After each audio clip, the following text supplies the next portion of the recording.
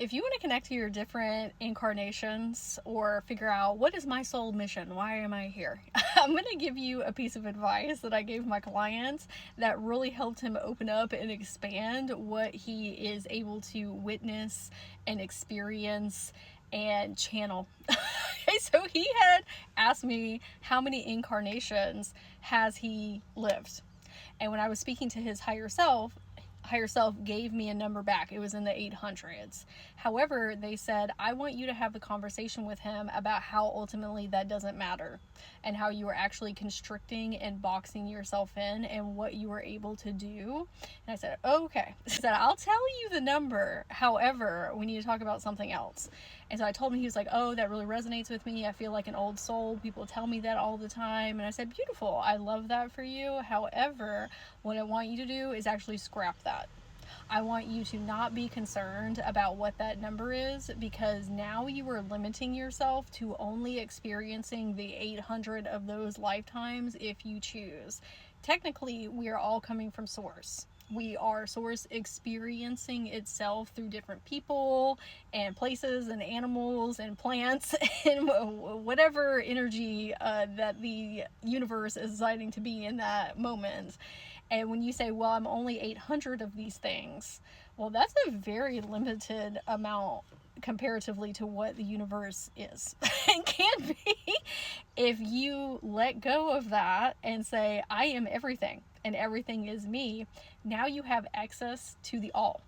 You can learn to astral project yourself through multitudes of incarnations and plants and animals and stars and planets, things that part of your soul sliver may have not been in your Akashic field, the energy cord that's running through what has been recorded for you.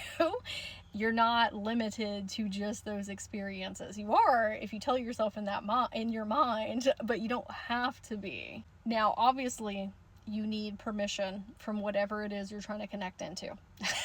Whether that is a person throughout history that's not exactly you or is very far away from your soul's experience. That can be plants, trees, rocks, dragons, whatever that is. We always need to be asking permission. For the most part, they're always happy to oblige and help you learn and grow and evolve as a soul, especially if that is your intention and you're coming from a good place. There's also another reason why I do not like to say past lives, because that is very limiting.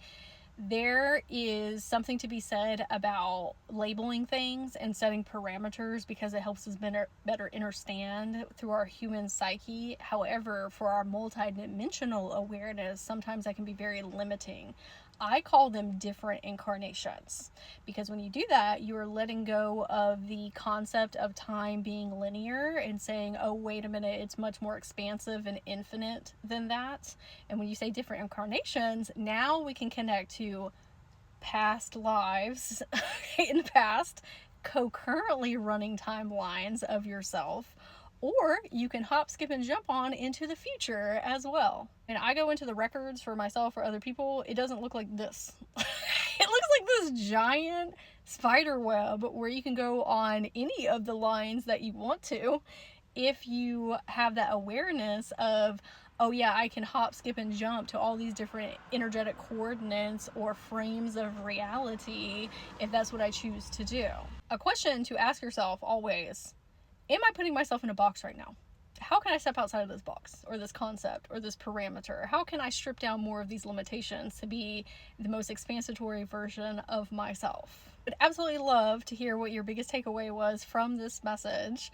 If you are wanting to get deeper into these concepts and have maybe been feeling that we have been keeping ourselves in specific limitations or constrictions or parameters that we're ready to bust up out of, I am hosting a workshop on November the 22nd. It is titled Reclaim Your Magic. You can go to the link in my bio or check the comments and let me know if you have any additional questions. I would love to hear, and I hope you have a super magical day.